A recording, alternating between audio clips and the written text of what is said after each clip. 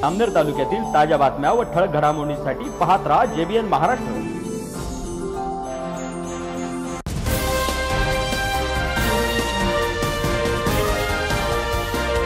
नमस्कार, मी मिनल चौधरी। पाहूया काही ठळक वृत्त।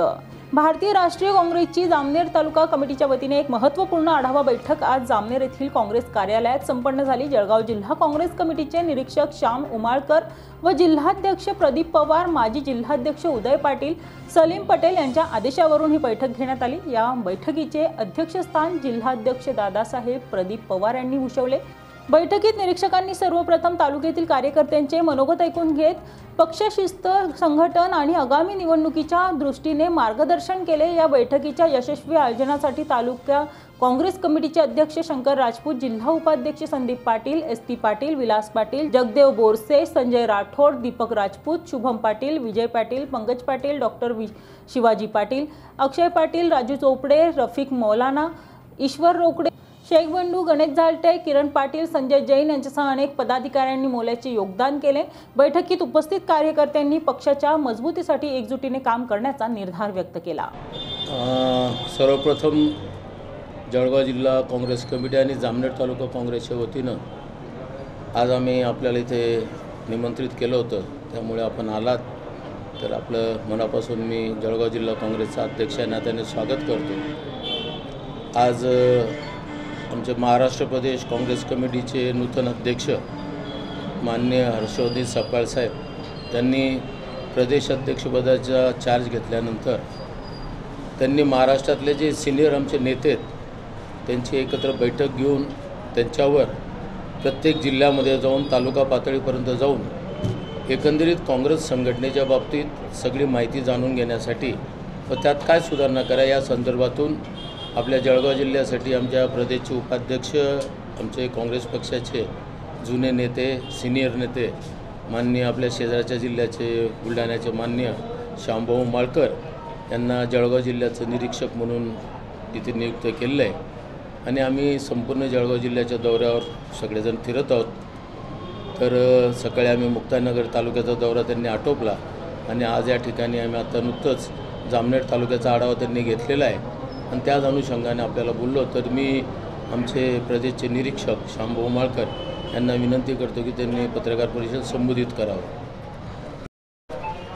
माजी अध्यक्ष उदय पाटील, सलीम पटेल, माजी शहराध्यक्ष, राठोडताई, जमीलबाई, तालुक्याचे अध्यक्ष, माजी तालुक्याचे अध्यक्ष, काळेसाहेब, जाधवसाहेब, मौलानाजी, उपस्थित तालुकाध्यक्ष, सर्व बंधू,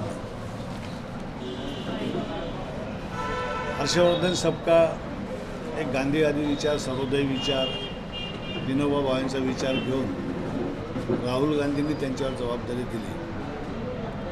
काँग्रेसचं गतवैभव जे होतं, जे स्वातंत्र्याच्या वेळेस होतं, प्रभात फेरी, सद्भावना यात्रा, जातीजातीतला संघर्ष टाळणे, ते प्रदेशाध्यक्ष झाल्यानंतर बीडला त्यांनी सद्भावना यात्रा काढली।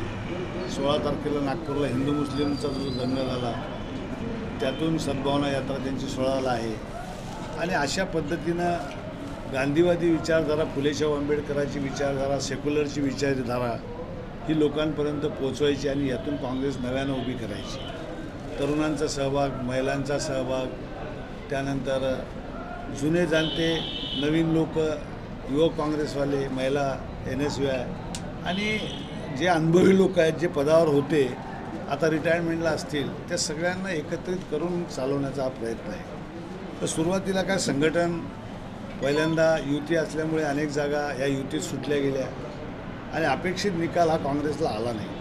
त्यामुळे आता आम्हा लोकांवर जबाबदारी देऊन तुम्ही संघटनात्मक काय परिस्थिती आहे किंवा सगळे तालुका अध्यक्ष आहेत का, ते काम करतात का, ते किती वर्षापासून अध्यक्ष आहे, शहराचे अध्यक्ष किती वर्षापासून आहेत, जिल्ह्याचे पदाधिकारी किती वर्षापासून आहेत, ती जागा रिकामी आहे का, काम नसतील करत तर नवीन संधी द्यायची का, स्वतःहून कोणी पुढे येऊन काम करते का, अशा अनेक बाबीवर आम्ही चर्चा केली आणि आजचा आता हा 3रा तालुका आहे। त्या दिवशी जळगाव शहर, जळगाव ग्रामीणची मीटिंग झाली, आज सकाळी मुक्ताईनगर आणि बोदवडचं झालं, आता आम्ही इथे पोचलेलो आहे।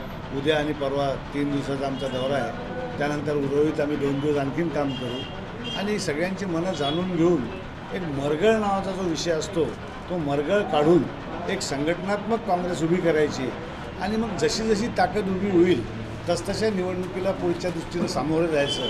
कारण आज तरी BJP कोणतीही निवडणूक घेईल अशा मनस्थितीत दिसत नाही. त्यामुळे स्थानिकच्या निवडणुका केव्हा लागतात काय लागतात सांगता येत नाही. आणि विधानसभेच्या आत्ता झाल्या, लोकसभेच्या आत्ता झाल्या. त्यामुळे तयारी करून आपलं संघटन बांधून ठेवायचं.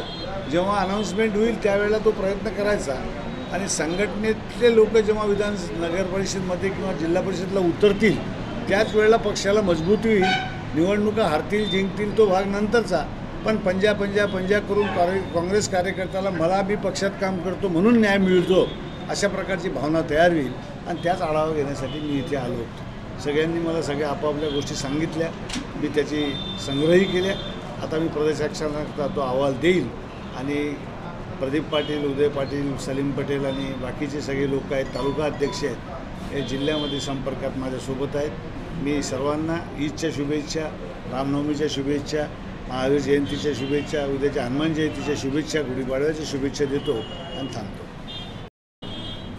दौरा आपला आहे संघटनेत 9 चैतन्य आहे. त्यात 9 चैतन्य एका मरगळ आहे.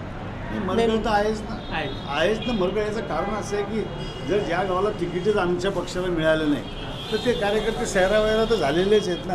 त्यांना कुठेतरी संघटित करून बांधावं लागेल ना. त्याला मरगळ तर आहेच. ती मरगळ दुरुस्त करायचीच आहे. काही नवा बदल हां पुष्कळ. जसजशा सूचना येतील तसतसे बदल करू आम्ही.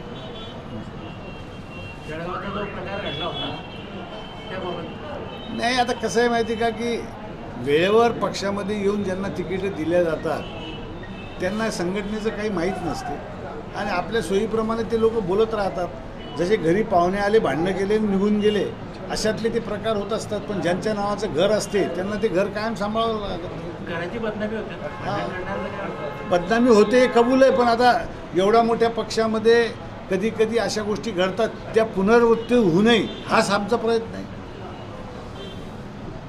काँग्रेस पहिल्यापासूनच इथे चांगली होती, पण त्यांना तिकिटाच्या बाबतीमध्ये तुम्ही असं एवढं हे केलं नाही. जर तिकीट दिलं असतं काँग्रेसला तर फरक जाणवला असता. ते काय युतीच्या सरकारमध्ये युती जेव्हा असते तेव्हा काही कॅल्क्युलेशन मानले जातात आघाडी म्हणून की बाबा मागच्या वेळेला कोण लढलं, त्याला किती मतं पडली, तुम्हाला किती जागा द्यायच्या, मग कोणती जागा सोडली तर फायदा होईल तोटा होईल, हे व्यावहारिक पातळीवरचं गणित असते. आणि मग त्याच्यात मागे पुढे सरकावं लागते. त्या मागे पुढे सरकण्यामध्ये बरेच वेळा नुकसानं होतात, तर ते सहन करायची ताकद ठेवावं लागते. इलाज नाही त्याला.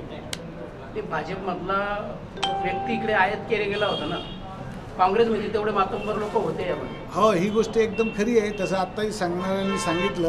परंतु तो निर्णय दिल्लीला जी स्क्रीनिंग कमिटी आहे त्यांनी घेतला, तो कशाच्या मुद्द्याच्या आधारावर घेतला हे आता इथे आज नाही सांगतायत. पण ही गोष्ट आम्ही पक्षश्रेष्ठीच्या कानावर टाकू की विधानसभेच्या भाजपकडून आयात केलेल्या कॅन्डिडेटला तिकीट दिल्याची नाराजी जामनेरमध्ये फार प्रमाणात दिसली. या बातमी इथेच थांबूया. ताज्या अपडेट्ससाठी www.jbnmaharashtra.com या आमच्या वेबसाईटला लॉग इन करा. तसेच यूट्यूबवरील आमचे व्हिडिओ पाहायला विसरू नका आणि गुगल प्ले स्टोअरवरील JBN न्यूज ॲप डाउनलोड करून JBN Maharashtra news channel live पहा. नमस्कार.